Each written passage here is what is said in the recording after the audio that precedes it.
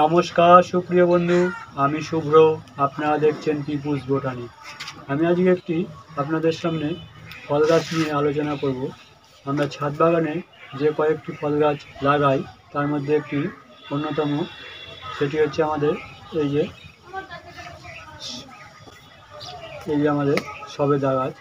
এটি আমরা ইদানিং সমস্ত ছাদ বাগানেই এই ফল গাছটি আমরা লাগাচ্ছি। এই গাছটি খুব সুন্দর ফল হয়, খুব খুব কম পরিচর্যার মধ্যেই এই গাছ থেকে আমরা ফল পেয়ে যাব।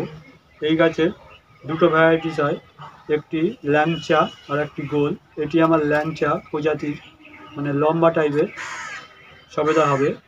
আর গাছটি যখন কিনবেন এরকম গ্রাফটিং টাইপের গাছ কিনবেন, জোর কলম, তাহলে আপনারা এই গাছ থেকে খুব সহজে 1 বছরের মধ্যেই ফল পেয়ে যাবেন। আমি এই গাছটি কিনেছি নার্সারি থেকে। আপনারা যে কোনো নার্সারি থেকে একটা সুন্দর দেখে গাছ কিনে নেবেন। আমি গাছটি কিনেছি, আর গাছটি কিনে সঙ্গে সঙ্গে বসাবেন না, মোটামুটি 5-6 দিন বাড়িতে রেখে দেবেন। বাড়ির আবহাওয়ার সাথে গাছটি মানিয়ে যাবে, তারপরে আপনারা সেই গাছটিকে প্রতিস্থাপন করবেন। ভিডিওটি স্কিপ করে দেখবেন না, সম্পূর্ণ দেখবেন, তাতে আপনারা এখান থেকে অনেক কিছু জানতে পারবেন। আর যদি চ্যানেলটিকে এখনও সাবস্ক্রাইব না করে থাকেন তো আমার চ্যানেলটিকে সাবস্ক্রাইব করবেন, ভিডিওতে একটি লাইক দেবেন, এবং যেসব বন্ধুরা আমার চ্যানেলটিকে সাবস্ক্রাইব করেছেন তাদের অসংখ্য অসংখ্য ধন্যবাদ। আর যারা এই ভিডিওটি আমার ফেসবুক কিংবা ইনস্টাগ্রাম থেকে দেখছেন তারা পেজটিকে ফলো দিয়ে রাখবেন এবং একটি লাইক অবশ্যই দেবেন। তো চলুন মূল ভিডিওয়ে ফিরে যাই। তাই সবেদা গাছটি প্রতিস্থাপন করার জন্য মাটি আমাদের দরকার। মাটিটি আমি আপনাদের আজকে দেখালাম না কীভাবে তৈরি করতে হবে। এই যে আমরা মাটিটা তৈরি করে রেখেছি, আমি কীভাবে করেছি সেটা বলে দিচ্ছি। মাটিটি পুরো দেখাতে গেলে এতখানি মাটি অনেক সময় লাগবে। আমি গার্ডেন সয়েল নিয়েছি মোটামুটি 80%, তার সাথে বালি মাটি নিয়েছি, আর 1-2 মুঠো হাড় গুঁড়ো, 2 মুঠো শিংকুচি, আর 20 ভাগ মতন নিয়েছি কম্পোস্ট সার। আমার 1 বছরের পুরনো গোবর সার ছিল, সেটি আমি নিয়েছি, আর 2 মুঠো দিয়েছি আমি নিম খোল। দিয়ে আমি মাটিটি ভালো করে মিশিয়ে নিয়েছি। আপনারা মাটিটা এইভাবে সুন্দরভাবে আগে তৈরি করে নেবেন। আর এই গাছটি প্রতিস্থাপন করার জন্য আমাদের টব নির্বাচনটা কিন্তু খুব জরুরি।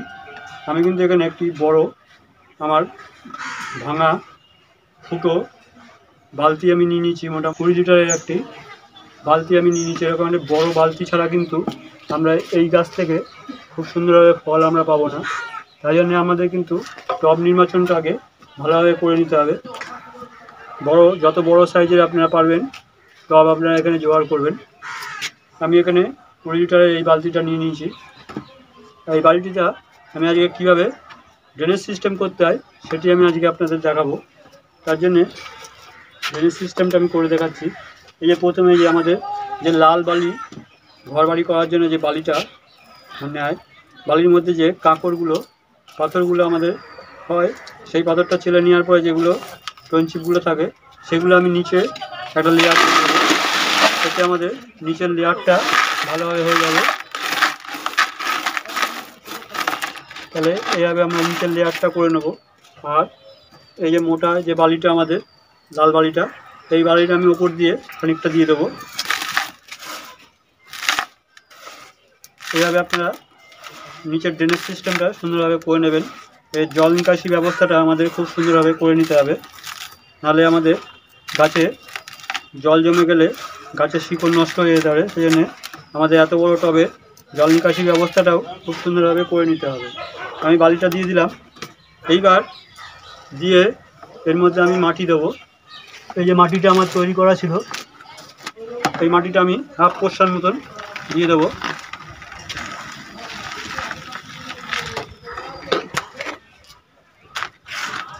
হাফ পোর্শন দিয়ে দিলাম।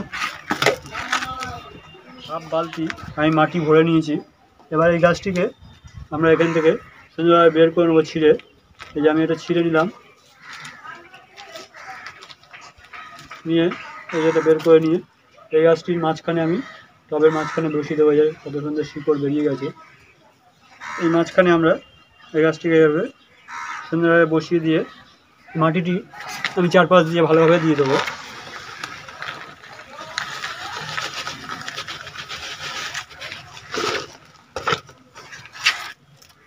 মাটিটি দিয়ে একটু ভালো করে চেপে দেবো আমরা, কারণ যাতে মাটির মধ্যে কোনো এয়ার গ্যাপ না থাকে। এয়ার গ্যাপ থাকলে আমাদের এখান থেকে এয়ার ফাঙ্গাস লেগে যেতে পারে, তাতে গাছটি আমাদের মরে যেতে পারে।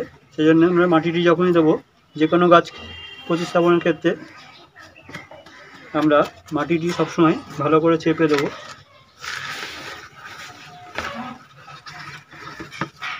চেপে আমরা এই মাটিটা দিয়ে দিলাম পুরোটা।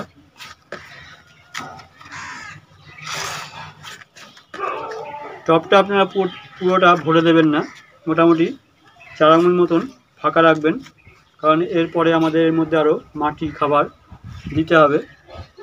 সেই জন্য আমরা এইভাবে মাটিটি দিয়ে, এবার আমরা একটু জল দেব। জল দেওয়ার আগে আমি যেটি সব গাছের ক্ষেত্রে করে থাকি, আমি এখানে সাব ফাঙ্গাসাইডটা নিয়েছি। আপনাদের হাতের কাছে যে ফাঙ্গাসাইডটা থাকবে সেটি আপনারা মোটামুটি একটু জলে গুলে নেবেন। আর সাব ফাঙ্গাসাইডটা আছে, আমি এখানে মাটির মধ্যেও সাব ফাঙ্গাসাইড দিয়ে রেখেছিলাম, তাও আমি একটু জলের মধ্যে মোটামুটি 1 চামচ মতন গুলে নেব, নিয়ে মাটিতে জলটা দিয়ে দেব। প্রথম জলটি আপনারা এভাবে দেবেন, তাতে মাটির মধ্যে যদি কোনো ফাঙ্গাসাইড থেকে থাকে সেটি আমাদের নষ্ট হয়ে যাবে। আমার মাটিতেও ফাঙ্গাসাইড দেওয়া ছিল, তা আবার দিয়ে দিলাম। এভাবে আপনারা প্রথম জলটা গাছের গোড়ায় এভাবে দিয়ে দেবেন, দিয়ে মোটামুটি পর্যাপ্ত পরিমাণে জল এর মধ্যে আমি দিয়ে দেবো।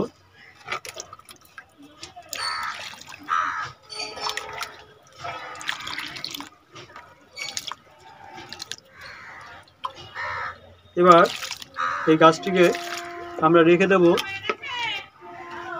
5-6 দিন একটু সেমিসেড এরিয়ায়, যেখানে সরাসরি সূর্য আলো সবসময় পড়বে না, এরকম জায়গায় গাছটি রেখে দেব। আমাদের গাছটি সেট হয়ে গেলে তারপরে আমরা গাছটিকে পুরো ফুল সানলাইটে রেখে দেবো, যেখানে সবসময় মোটামুটি দিনে 7-8 ঘন্টা রোদ্দুর পড়ে। এরকম জায়গায় গাছটি রেখে দিলেই আমাদের মোটামুটি বছর খানেকের মধ্যে আমাদের এখান থেকে আমরা ফল পেয়ে যাব। এবার গাছটির পরে পরিচর্যা বলতে, আমরা এই গাছটি মোটামুটি 10 দিন পর থেকে আমরা যে গাছের মধ্যে যে খোল পচা জলটি আমরা দিই সেটি আমরা এখানে দিতে পারবো। বন্ধুরা, ভিডিওটি যদি ভালো লেগে থাকে তা ভিডিওতে একটি লাইক দেবেন, ও চ্যানেলটি যদি এখনও সাবস্ক্রাইব না করে থাকেন তো চ্যানেলটিকে সাবস্ক্রাইব করে আমার পাশে থাকবেন। এবং যেসব বন্ধুরা আমার চ্যানেলটিকে সাবস্ক্রাইব করেছেন, নিজের পরিবারের একজন করে নিয়েছেন, তাদের অসংখ্য অসংখ্য ধন্যবাদ। তাহলে বন্ধুরা, আজকে এই অবধি, আবার পরের ভিডিও দেখা হবে। নমস্কার।